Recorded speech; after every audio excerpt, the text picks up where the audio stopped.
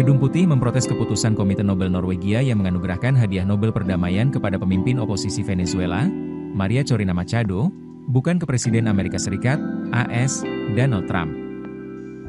Direktur Komunikasi Gedung Putih, Stephen Cheung mengatakan, keputusan Komite Nobel itu lebih mengutamakan politik daripada perdamaian.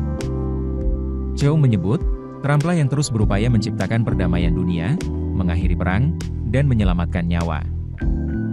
Ia memiliki jiwa kemanusiaan, dan tidak akan pernah ada orang seperti dirinya yang mampu menggerakkan gunung dengan tekad kuat. Sejak kembali menjabat pada Januari 2025, Trump secara terbuka menyatakan dirinya layak menerima Nobel Perdamaian atas kiprahnya dalam meredakan berbagai konflik global. Pada malam sebelum pengumuman penghargaan, Trump kembali menegaskan klaim itu. Ia menyebut keberhasilannya sebagai mediator fase pertama gencatan senjata di Gaza pekan ini sebagai perang ke-8 yang berhasil ia akhiri. Meski demikian, Trump menegaskan bahwa penghargaan bukanlah tujuannya. Apa yang dilakukan untuk menyelamatkan banyak nyawa. Para pakar Nobel di Oslo menyatakan bahwa Trump tidak termasuk kandidat yang dipertimbangkan serius.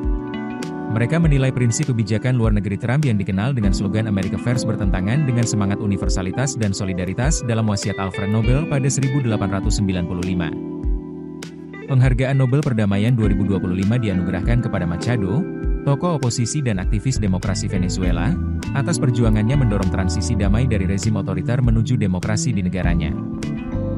Ketua Komite Nobel Norwegia, Jorgen Watne Fridnes, menyebut Machado sebagai sosok pemersatu di Venezuela, negara yang kini mengalami krisis kemanusiaan dan ekonomi akibat sistem otoriter yang brutal. Menurut Fridnes, Maria Corina Machado dihormati atas kerja kerasnya yang tak kenal lelah dalam memperjuangkan hak-hak demokrasi bagi rakyat Venezuela, serta perjuangannya untuk mencapai transisi adil dan damai dari kediktatoran menuju demokrasi. Komite Nobel juga memuji Machado sebagai salah satu contoh keberanian sipil paling luar biasa di Amerika Latin dalam beberapa tahun terakhir. Meskipun ada ancaman serius terhadap nyawanya, ia memilih tetap di negara itu, keputusan yang menginspirasi jutaan orang. Adapun, Machado selama 1 tahun terakhir bersembunyi di tengah tekanan dan intimidasi dari pemerintah.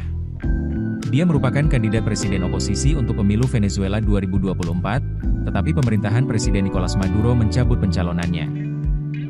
Machado kemudian menyatakan dukungan bagi mantan diplomat Edmundo González Urrutia sebagai pengganti, dan mendampinginya dalam berbagai kampanye. Dalam setiap penampilan publik, Machado kerap mengenakan pakaian serba putih dan disambut layaknya selebritas.